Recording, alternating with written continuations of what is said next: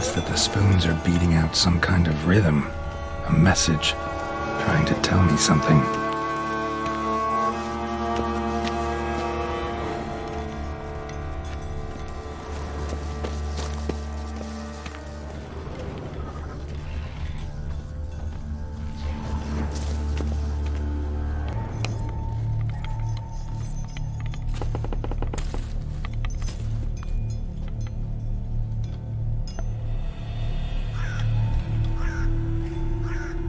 None shall sit and dine with you at your table.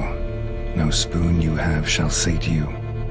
Never again shall you wish to spy your reflection in the mirror. Sounds like a curse, all right.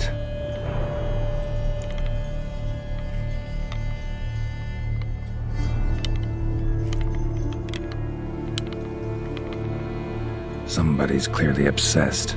Regis mentioned the place might be cursed. Can't be a coincidence. Need to look around.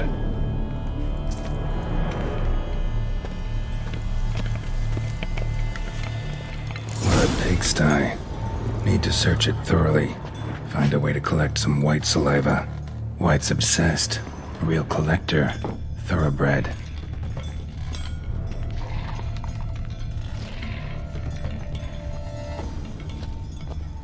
Spoon. Pretty ordinary. Maybe a little old.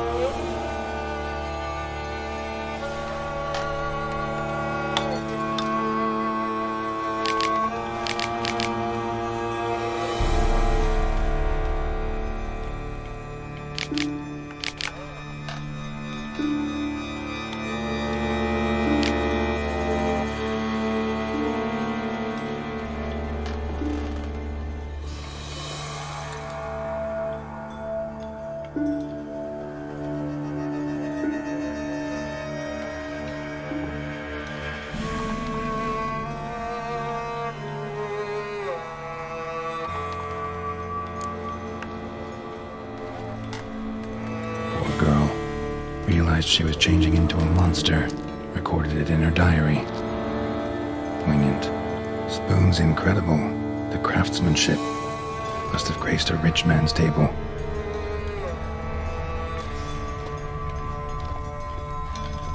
No spoon you have shall sate you.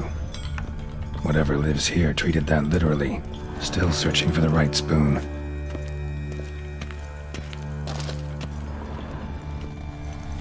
Another spoon. Yep, just as normal as the last one.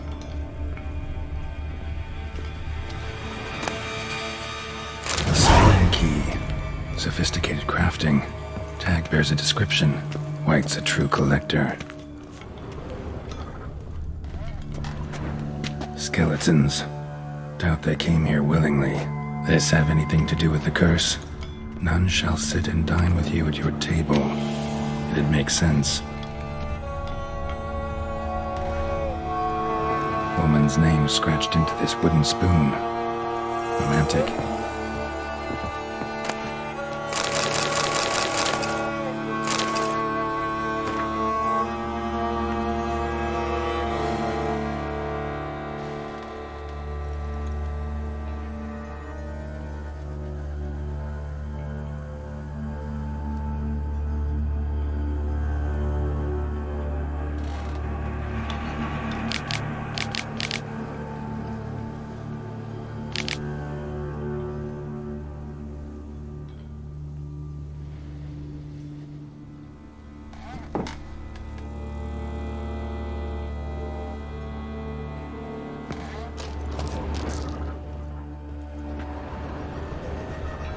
Right arm bit right off. Teeth all knocked out. Somebody tried to force feed him. broken neck, indentation in the skull's lateral surface, smacked in the head with something heavy. No claw or fang marks. Probably choked to death. Wight's obsessed. Real collector. Thoroughbred.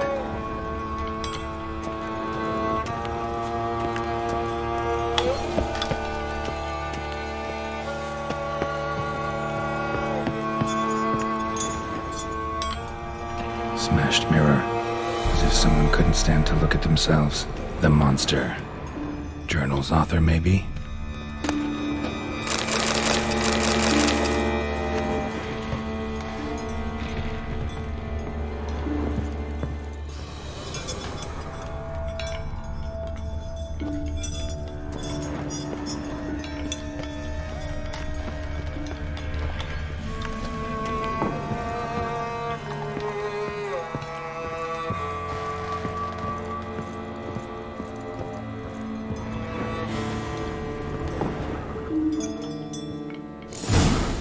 Actually does seem like a wight's lair.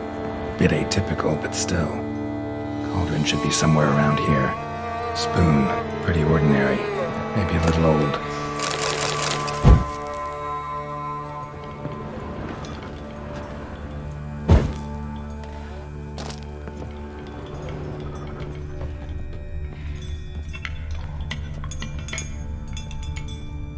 Cauldron I was looking for. Wight's not particularly tidy.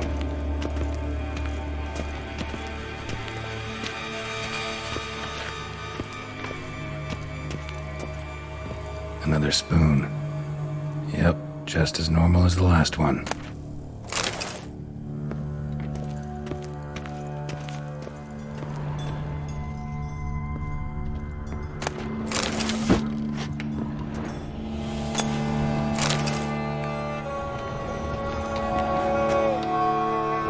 Wight's obsessed. Real collector. Thoroughbred. Table's set. Wight who lives here is getting ready for some sort of feast. Wight that lives here, definitely afflicted by a curse, and it's been trying desperately to lift it. Cauldron's empty, unfortunately. Regis needs some brew. Afraid he won't get that. No choice but to hide and wait for the saliva glands and their bearer. Need a spot that'll let me observe the cauldron.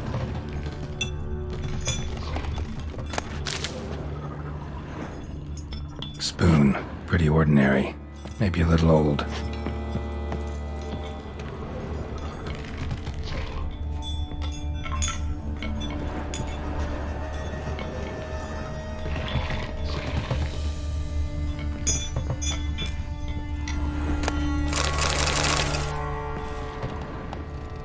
Another spoon. Yep, just as normal as the last one. Thousands of them here. Wight's been a collector for years. Wight's obsessed. Real collector. Thoroughbred.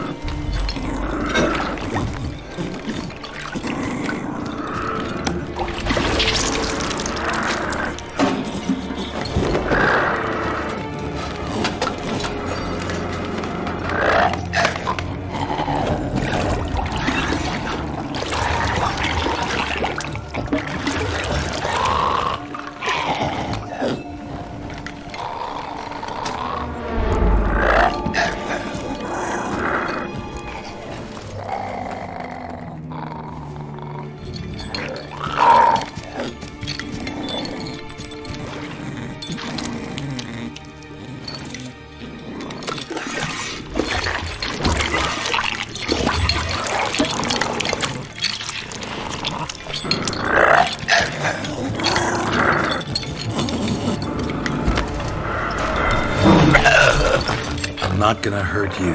Wanna help? I've seen the words of the curse on the walls. Think I know how to lift it.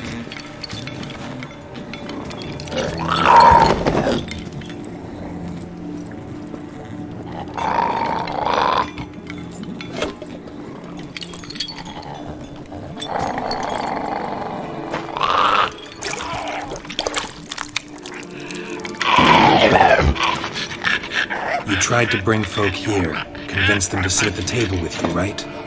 Well, I'm gonna be your guest now. Your willing guest.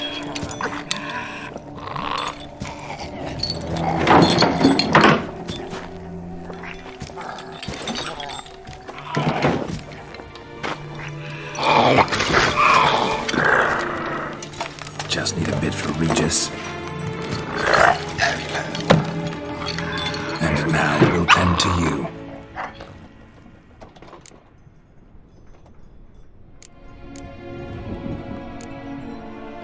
Need to get this right. Words of the curse were, none shall sit and dine with you at your table. No spoon you have shall sate you. Never again shall you wish to spy your reflection in the mirror.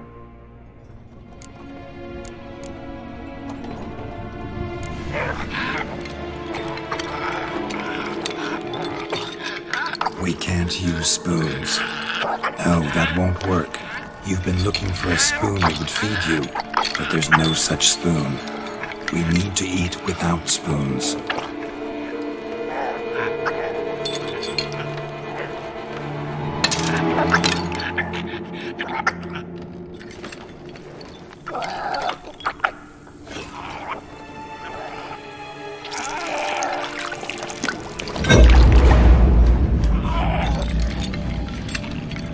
Open your eyes. You need to see your likeness.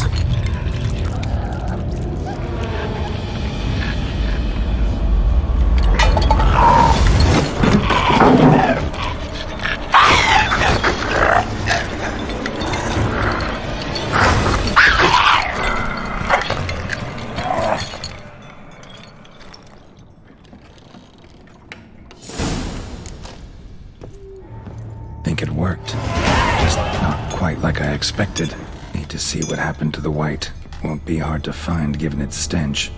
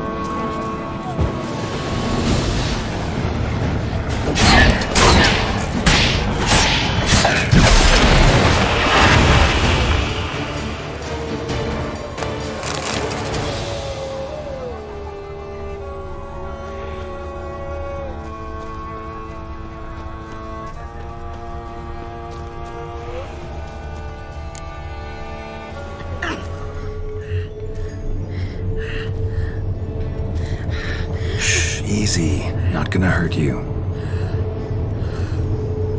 Eat. I must eat.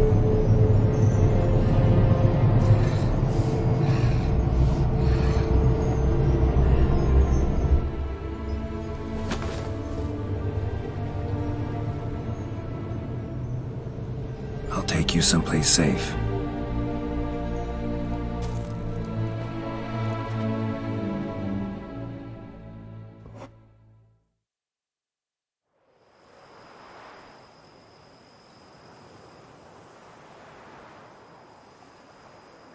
So I took her by the hand and led her here.